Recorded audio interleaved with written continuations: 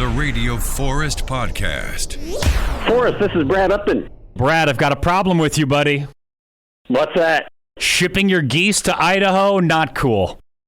They were going to northern Idaho, Coeur d'Alene area. Oh, okay. Does that count? Is that okay? Yeah, we're in Boise. That's fine. Yeah, they flew back. I mean, that afternoon, as soon as they kicked them out of the truck, they were flying back to Seattle. Yeah, Brad's got some issues with the Canadian geese in Seattle pooping, and they're very aggressive. And Brad, you're on the Bob and Tom Show, and now with me. What a pleasure, man. Thank you so much. I appreciate it. I appreciate you having me. I love Boise. Surely you've been through here a lot, right? You've been doing comedy since like 86, 84, 86, based out of Seattle, so you've had to come through here, right? I've come through there many times. I was in Ontario last weekend. That is known as Idaho's Pot Store. Absolutely, yes.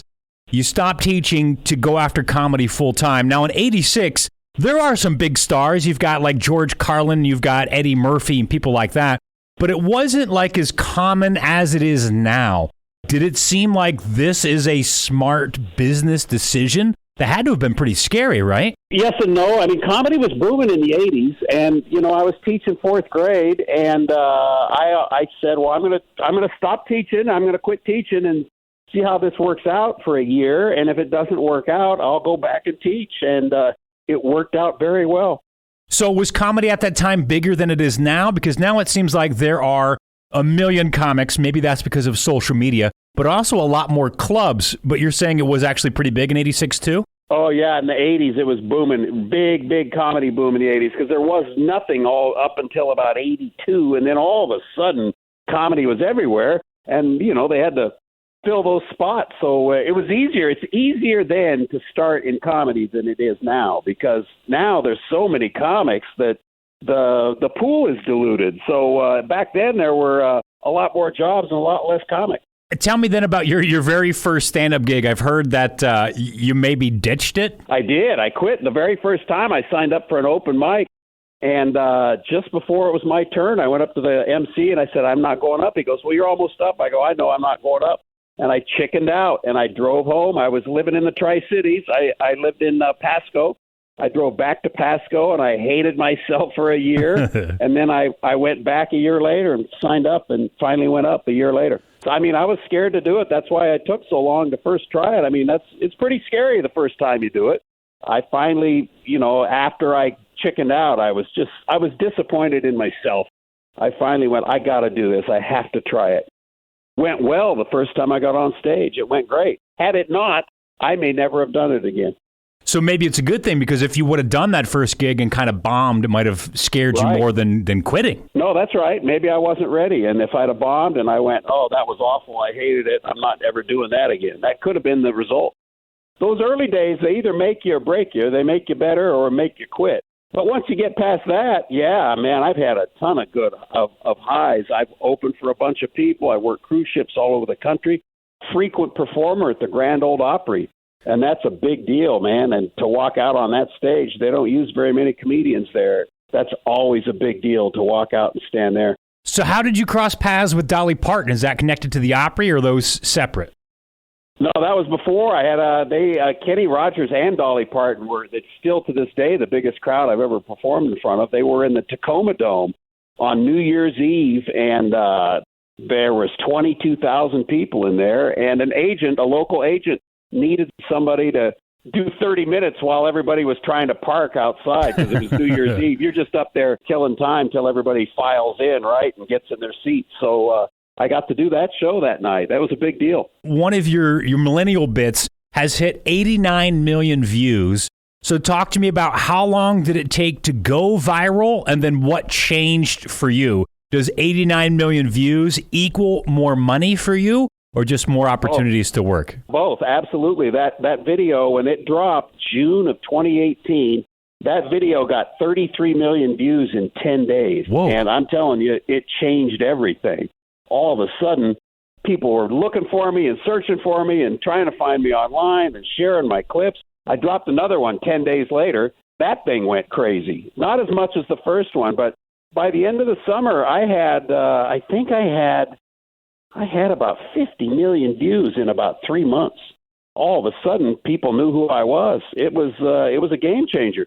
Then are you sucked in? You're like, I got to get TikTok and Instagram and YouTube, and I got to be doing stories, and I got to go live. Absolutely. The business now, that's the business. And it's hard because, coming up with really good material takes a long time. I actually got somebody that started handling my postings, and they go, you got to post every day. I go, nobody wants to hear from me every day. That seems annoying to me. And they go, nope, you have to post every day.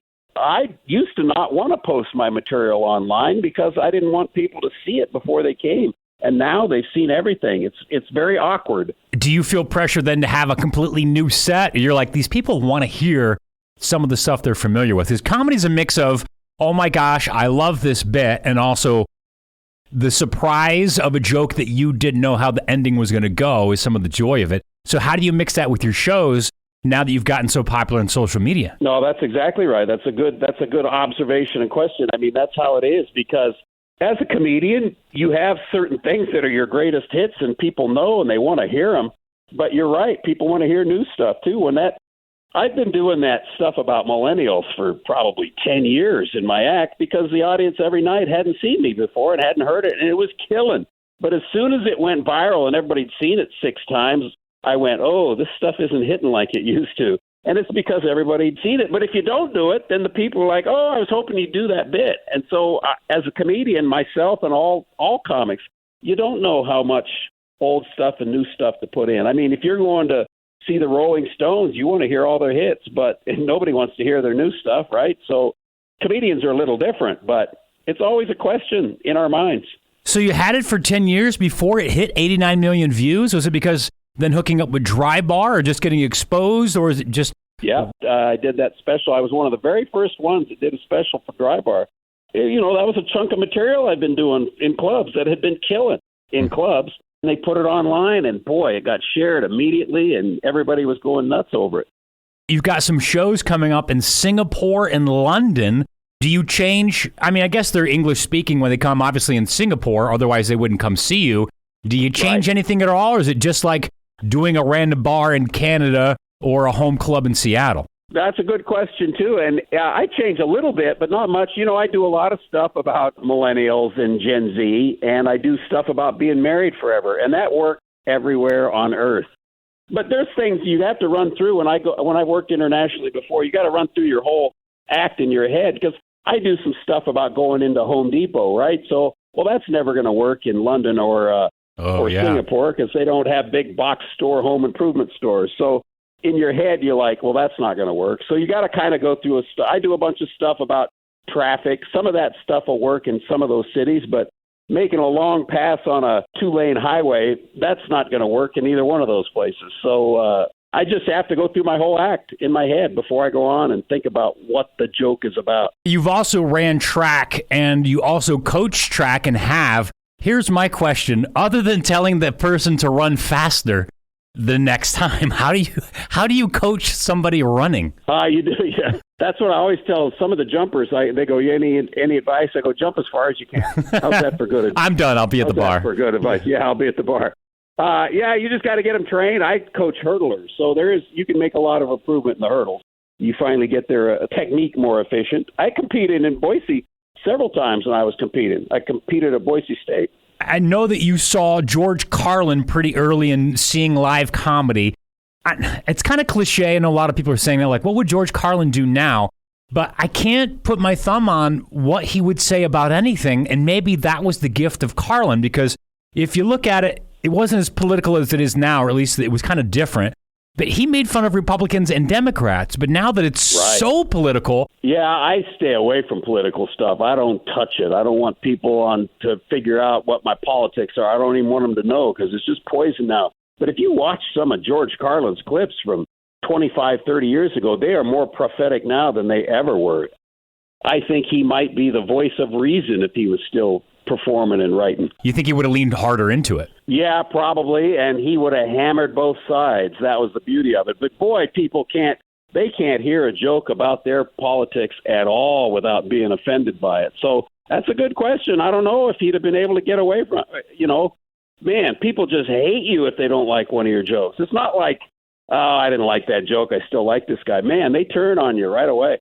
You know, when I started, Reagan was president. So I made Reagan jokes, and then I made the first Bush jokes, and I made Clinton jokes, and everybody haw-hawed about it. Nobody, but about the year 2000 on, all of a sudden, man, you make a George Bush joke, and all of a sudden some people were upset about it, and I quit doing any kind of political jokes 20 years ago. Tell me about the special I'm Not Done Yet. That's up on YouTube on Dry Bar, along with your other special. Where was I'm Not Done Yet shot? Those were both taped in Provo, Utah. Dry Bar Comedy is in Provo, Utah. And I taped them both. And here's an interesting side note. I was really sick when I taped that I'm Not Done Yet. I was really sick. I had just been erroneously diagnosed with esophageal cancer. Whoa. So going into that, the reason I taped that, I went, I got to get this. I thought I was looking at several, esophageal cancer is a bad one. Man, I got to get this on tape before I go into the hospital, and I may be doing chemo and radiation, and I may not make this. So I want to get this on tape, and I was really sick when I taped that. And I did not have esophageal cancer, and while we were waiting for more tests, I had a heart attack 2 weeks after I taped that. What? Nobody more surprised than me, because I have been a fitness fanatic my whole life. If you watch the video real close, you can see me a couple of times. I kind of hyperventilate. I kind of go, you can see I'm having trouble catching my breath. And now I realize my heart was seizing up. 2 weeks later, my right coronary artery was 100% blocked. So wait a minute, you're getting sick. They say that you've got cancer. You shoot the special and then find out you don't have cancer? Right. While we were waiting for more tests.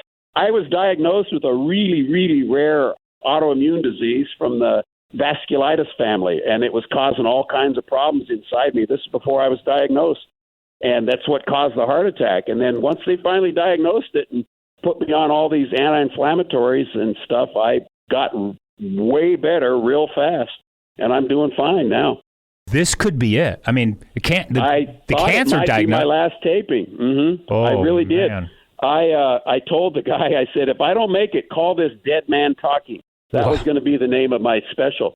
But I didn't. That was the last time when I got on stage that night. I did not work again for, about 3 months. That was the last time I got on stage. So how long after the heart attack until you worked, or is that to 3 months? That was about 2 months before I got on stage again. False cancer diagnosis, 3 months? That's pretty impressive. Yeah, and it's weird mentally. I mean, it's very odd mentally. I've always been thankful that I get to do what I do for a living, and I've been more thankful since then.